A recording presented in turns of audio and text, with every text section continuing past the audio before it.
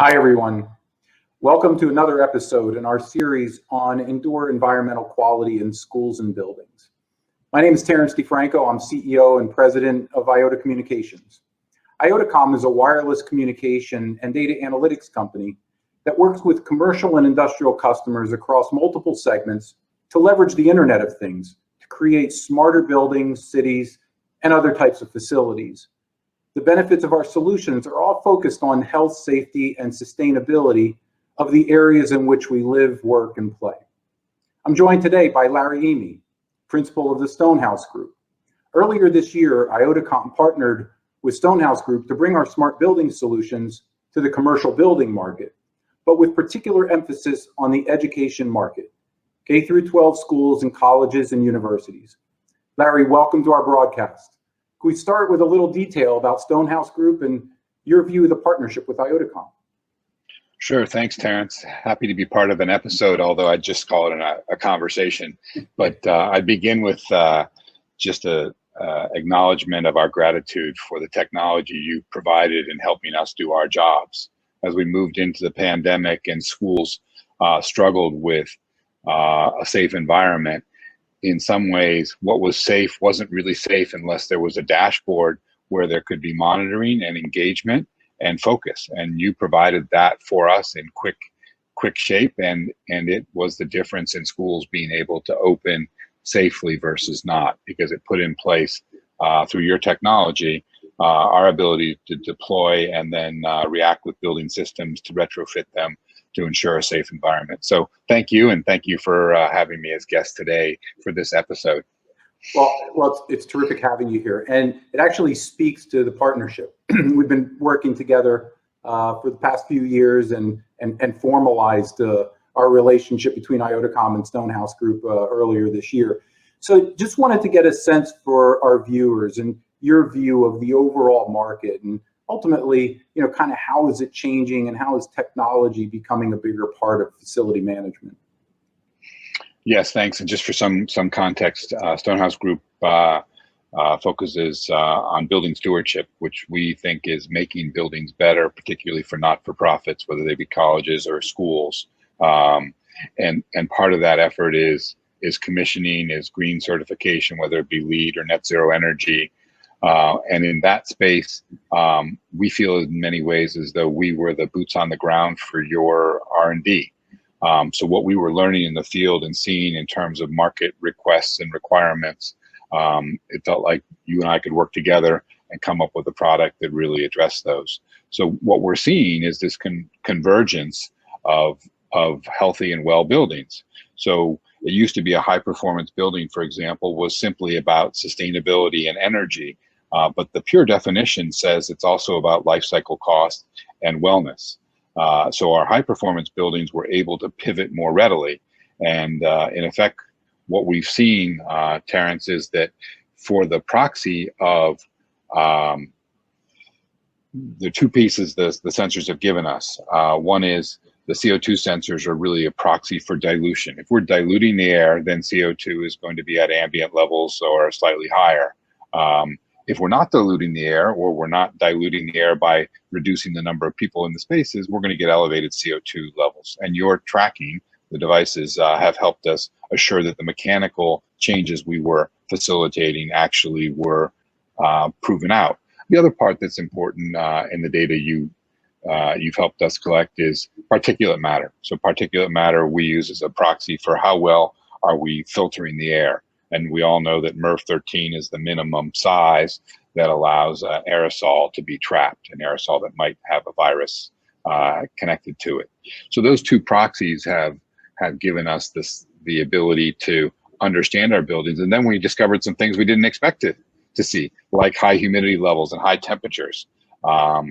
These are hard to study in when you've got that type of environment. So we also learned, for example, when there were some VOC products being used to clean, the sensors identified those for us.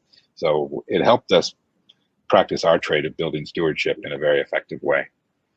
That's great. That's you point out one of the great benefits of us working together is that the market seems to be so nascent right now that a lot of it is somewhat iterative and a lot of it is just discovery work. Your expertise around buildings, our expertise around kind of the technology platforms on gathering that data. We have, particular subject matter expertise in those two areas, but then, as we start getting into more and more buildings, there are a lot of things that we discover from that data. So it's been great partnering and being able to bring our technology piece to your expertise to help solve problems for customers. But then, there's an ongoing discovery process. And so it turns me to one of the particular engagements that we did work on together. And maybe this one's a good one to highlight, and that's the Friends Seminary. And maybe you can talk a little bit about that one. That's a little bit more of a use case around what we were just referring to. Yeah, and there's a good article on it too that goes into more detail. But in this case, a school in New York City has really three types of buildings, and an existing building that hasn't been renovated yet with double hung windows that are the way for air circulation, an older building that still has central air, and then a brand new building. And what we discovered is that the two buildings that had central systems, where people might have been less or more worried about the indoor air environment because the windows couldn't open. So early in the pandemic, everyone wanted to just open the windows and be outside. And the systems, the monitoring allowed us to say, wow, the buildings with central systems are actually performing better. Imagine that. That when you can put in a filtration system and you can open the outdoor dampers and you can feed the air through and then measure it, seems to make people comfortable. And certainly it made us comfortable that we could see the reaction. And this was at the limits of the BAS system, right? The BAS system wasn't going to be able to allow us to tune the building. One, because the additional points are cost prohibitive. Two, the chance that we could get added points added quickly was small. So this was a perfect application for IoT, where it put in place that risk management component that is the difference between opening successfully and not.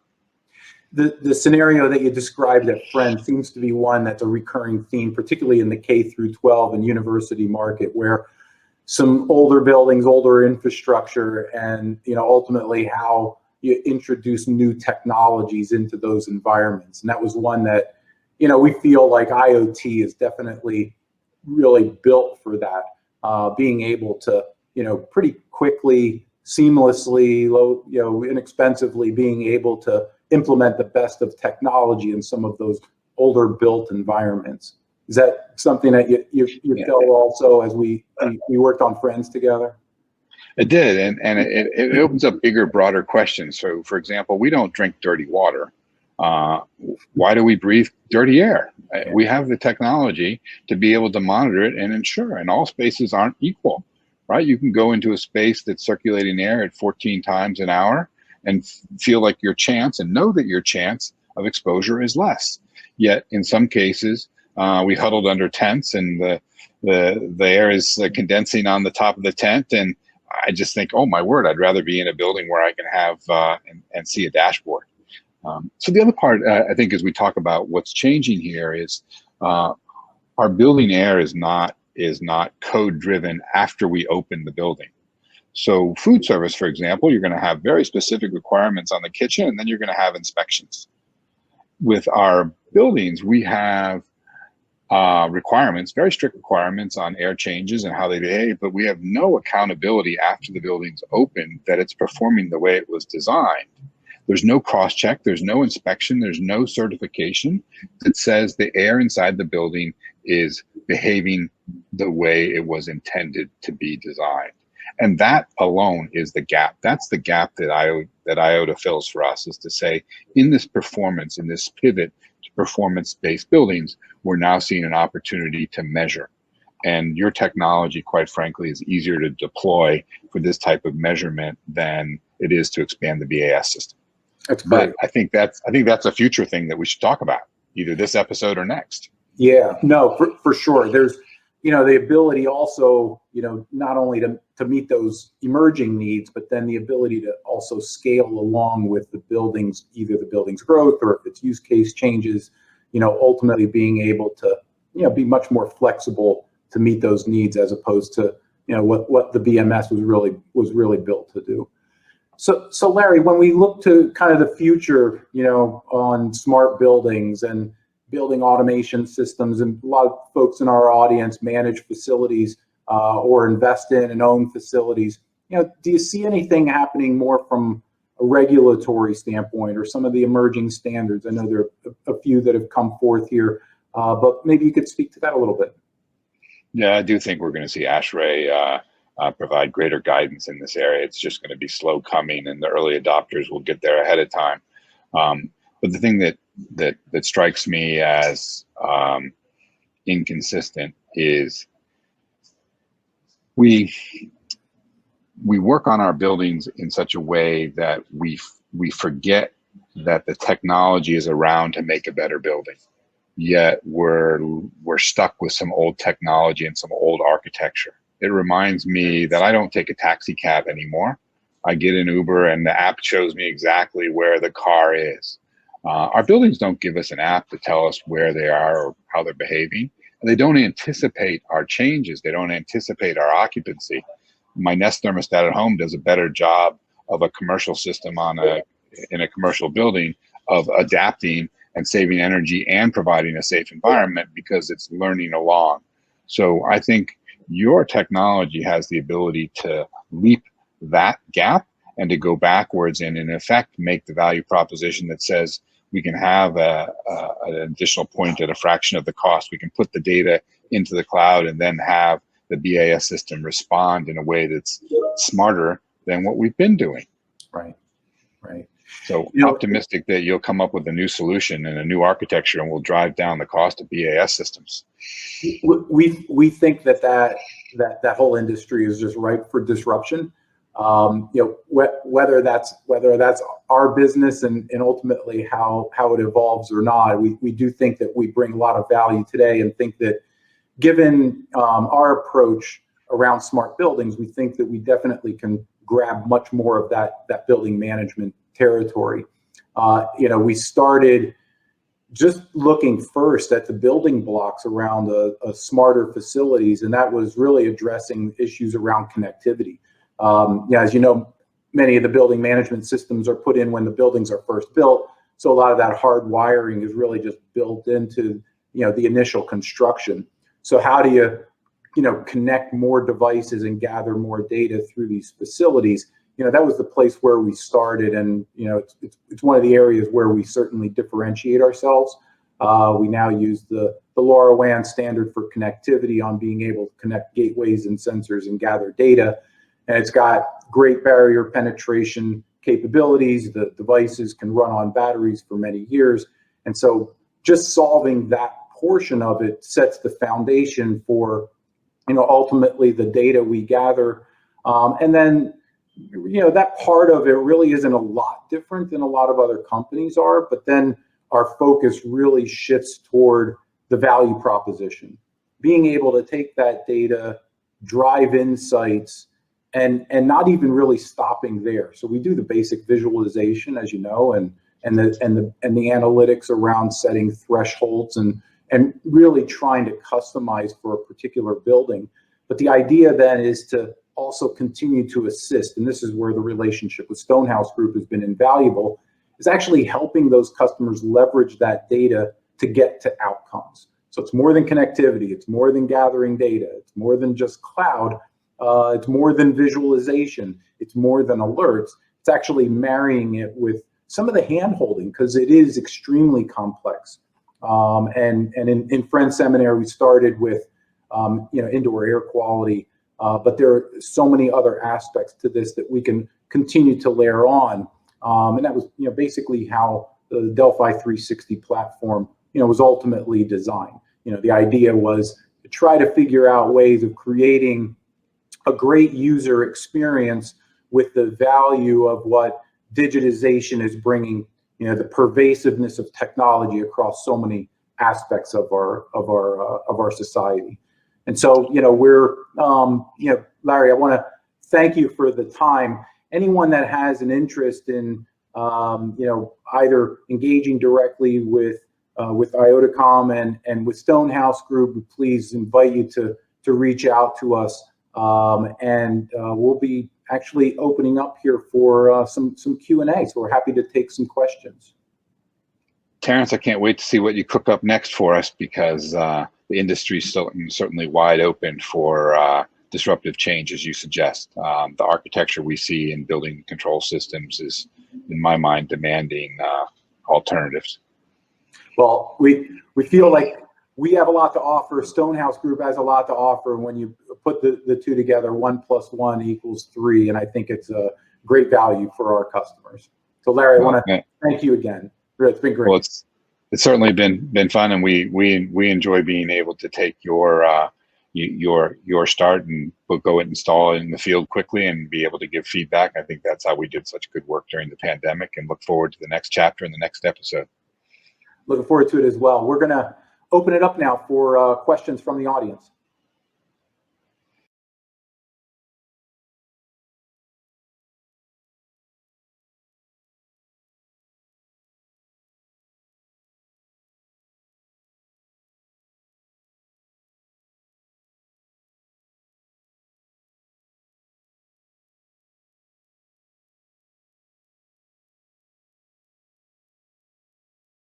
All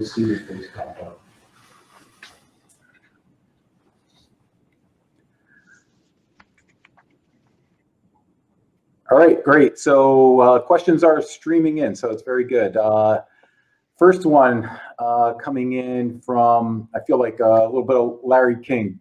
Bill from Wisconsin. This is a question for me. What are the benefits of LoRaWAN connectivity?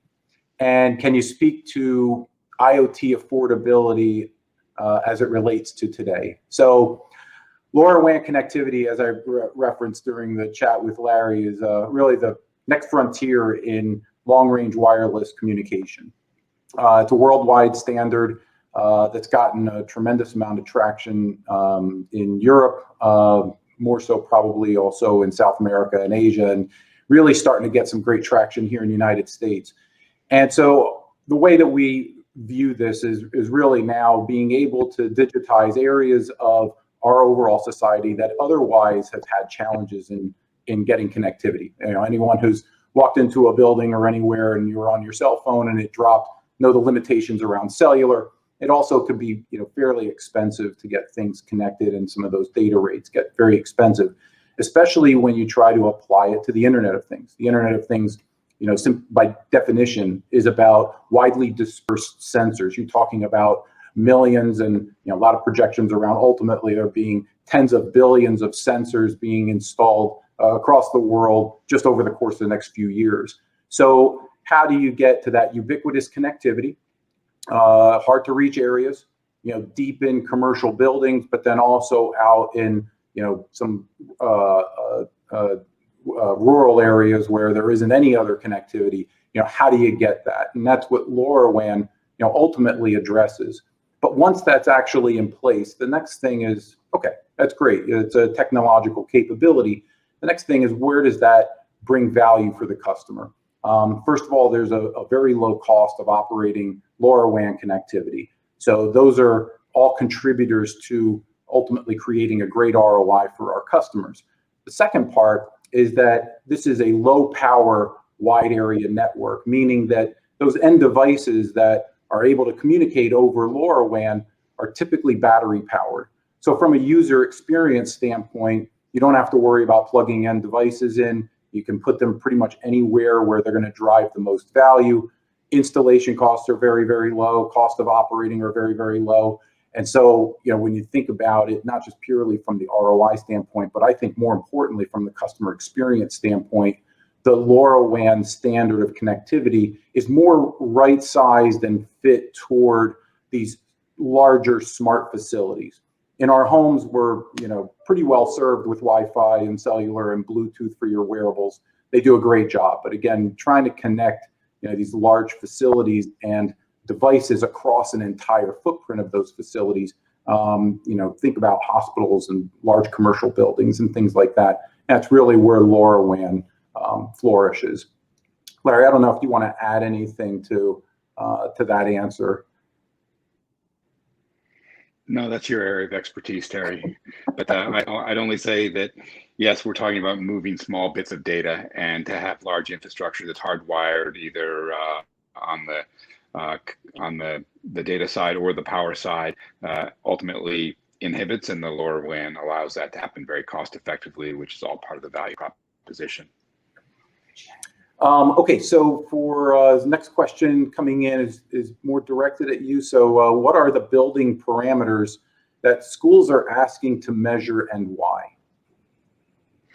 Sure, that's a good question, because no one thought we'd necessarily be back at the beginning as we opened this school year. So we're getting the same questions, and we're getting a holdover or hangover effect from last year, which is people want to have comfort and assurances.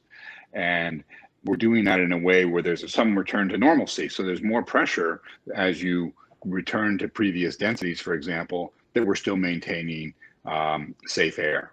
And what we're seeing is that there's new interest in sensors for exactly that reason. So I'm back in the dining hall. It used to be we had multiple shifts in the dining hall. We were de-densified and it felt that way. Now we're using the sensors to provide assurances that the CO2 levels and the air changes are sufficient. Okay. Another question coming in: how do you take the data and then utilize it to ultimately improve indoor air quality? Have you partnered with IAQ companies to help get air conveyance system cleaned? So I'll let you take a stab at that one first. That's for me to take a stab at that. Sometimes not doing something is as important as doing something. So in some cases, the savings are providing assurances that the air is okay, and not having to scrub it or add additional cost is actually a savings. So that's one perspective. The other perspective is that again, that timing component that says with Delphi 360 coming out that it's able to respond more quickly than we could add points to the BAS system.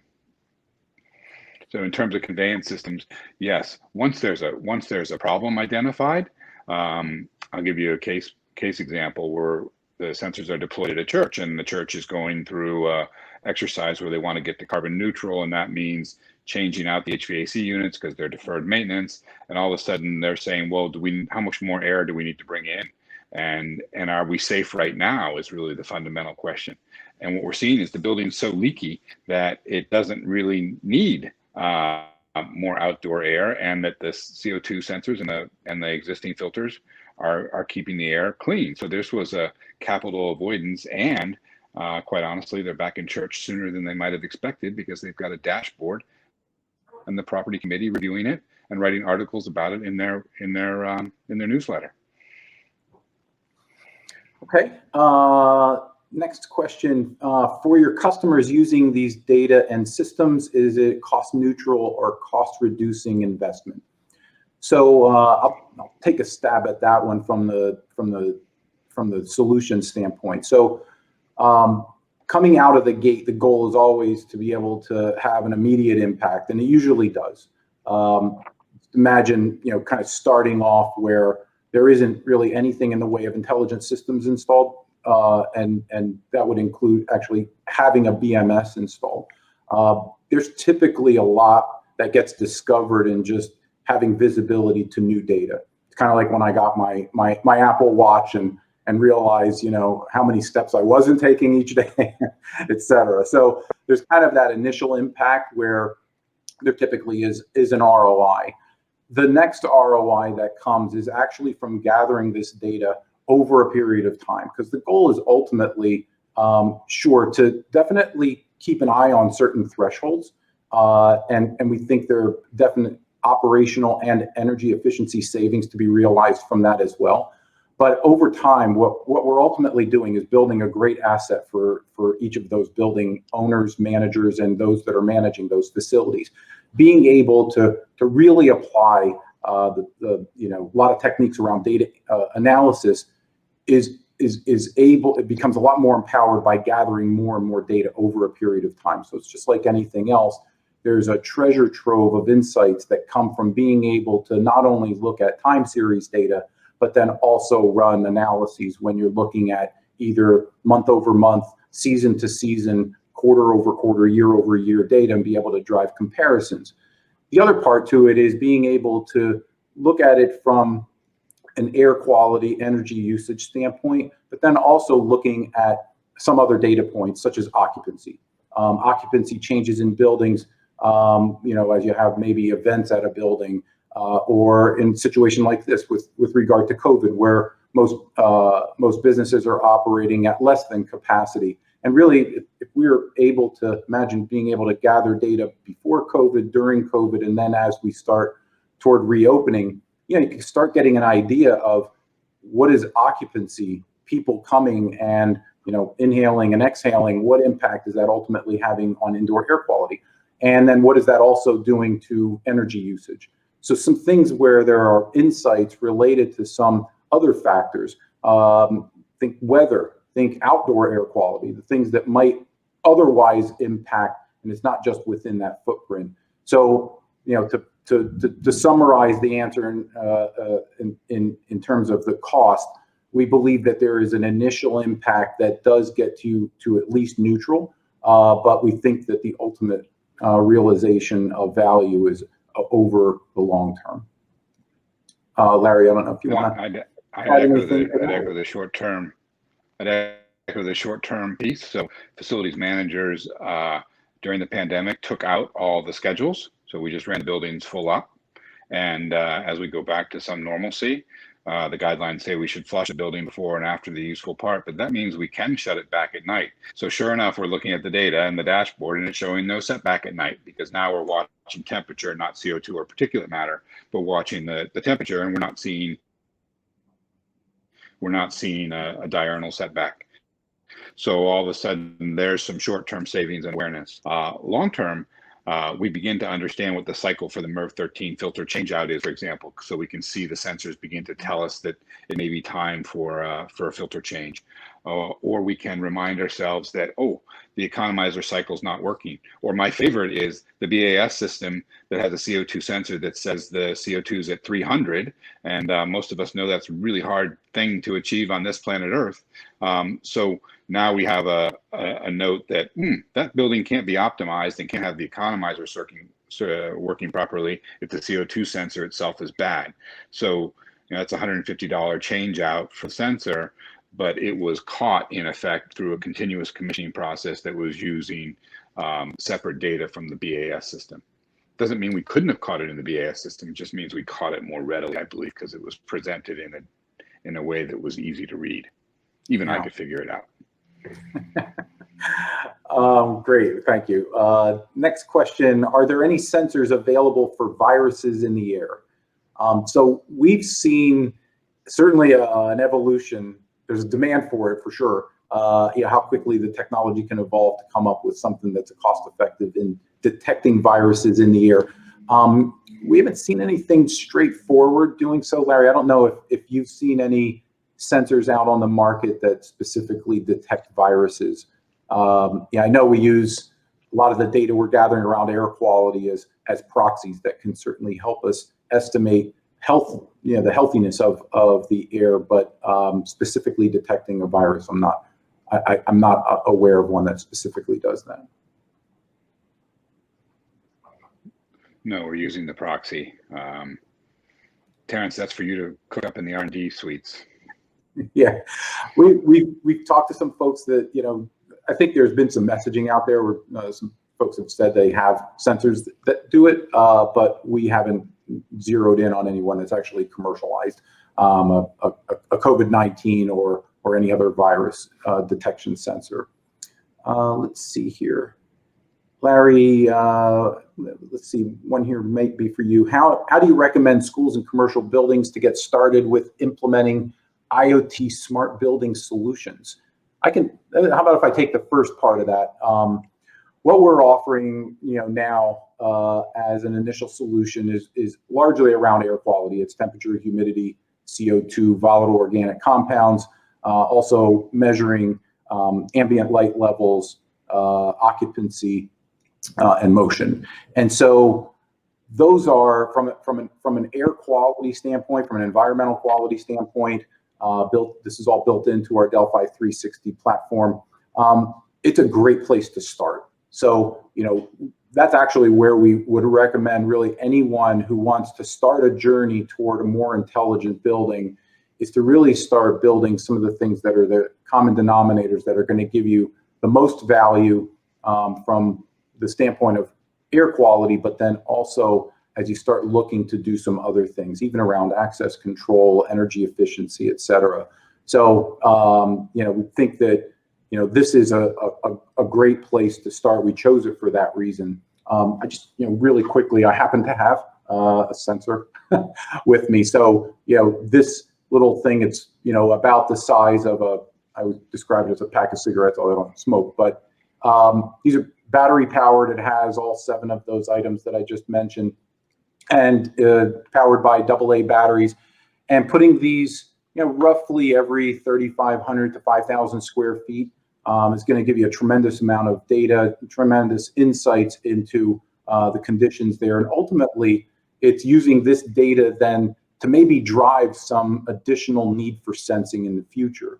The good news is that, once we did an initial implementation, that the whole connectivity piece is already installed.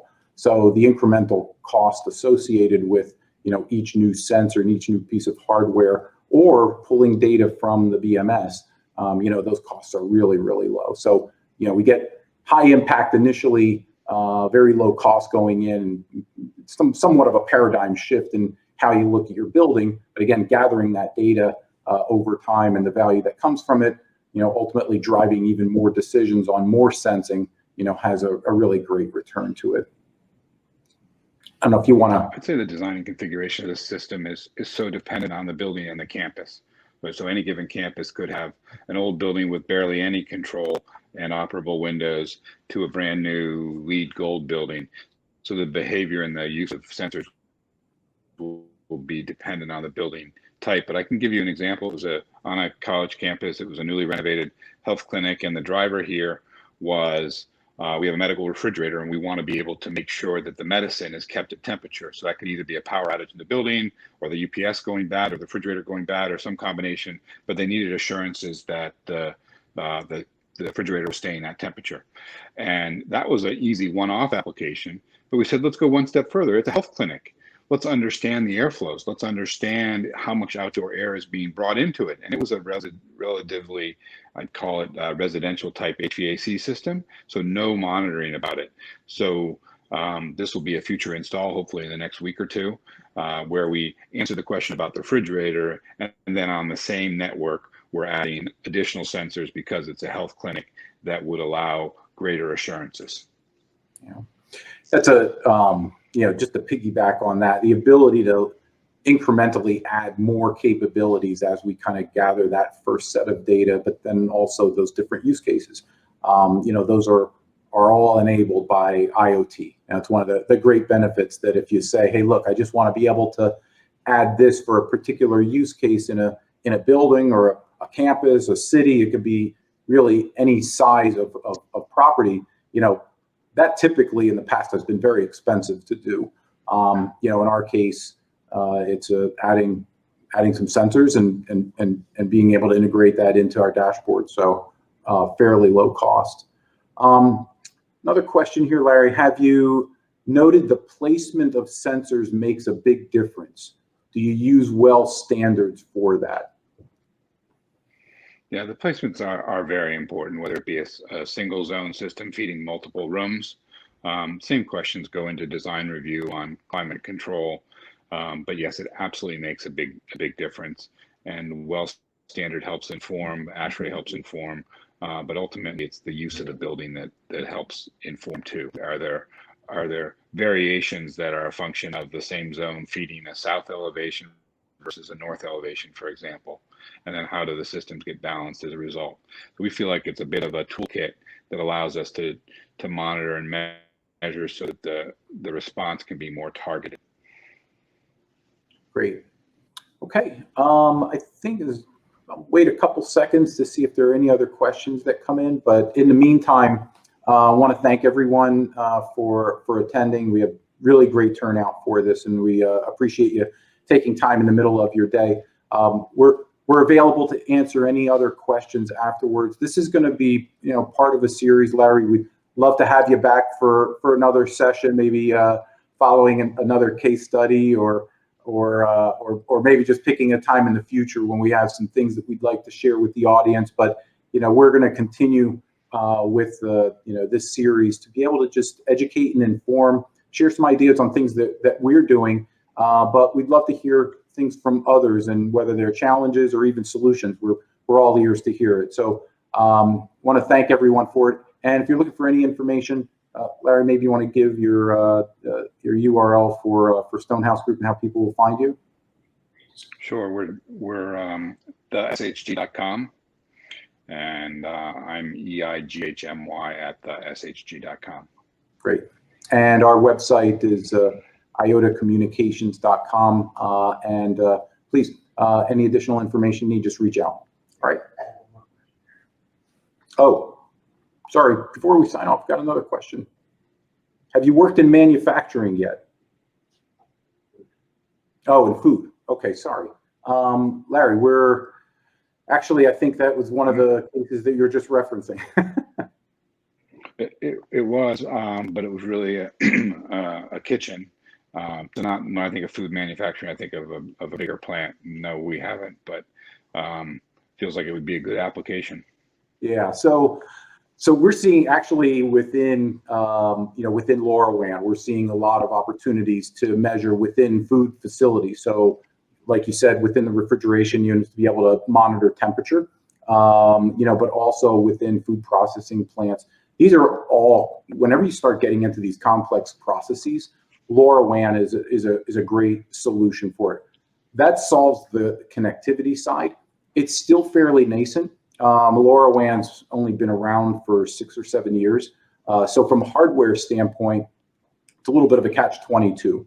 Hardware is usually designed to meet use cases. The commercial market needs to be aware of the fact that these capabilities are available to really drive the demand for those different use cases from their standpoint. So what we're ultimately seeing is, from a high level, those complex environments, that's where we shine. So we're talking about smart buildings and just simply talking about the infrastructure. But when you start getting into manufacturing processes, for example, logistics and asset tracking, these are all great opportunities for LoRaWAN connectivity. They're definitely on our roadmap.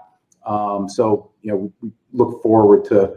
I mean, that's a great question that I think gives us an opportunity to talk about how flexible our platform is, but ultimately the power of LoRaWAN connectivity. A couple questions still coming in, so I tried to close this out a little early. So, does the dashboard monitor battery status of the sensors so batteries can be replaced before they die? So that's a great question.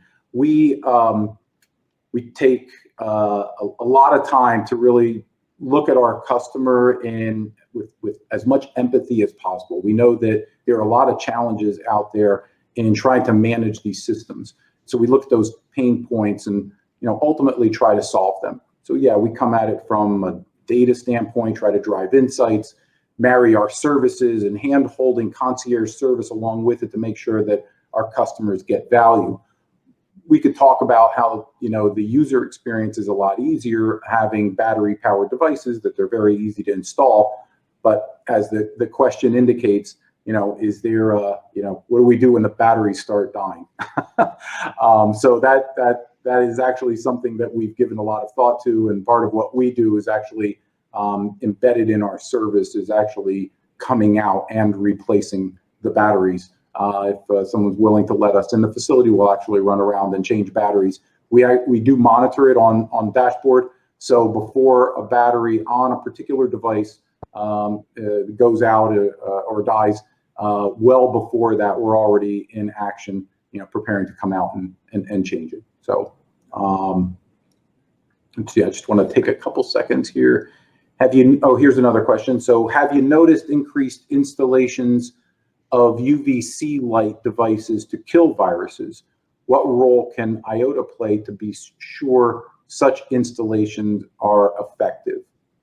So I can answer the second question, where the continuous monitoring of data can certainly track the performance of whether it's UV light or any action that anyone takes to remediate or change conditions.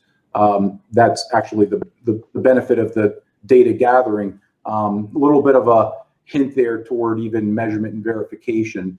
Larry, maybe you could grab the first part of that question. Have you noticed increased installations of UV light?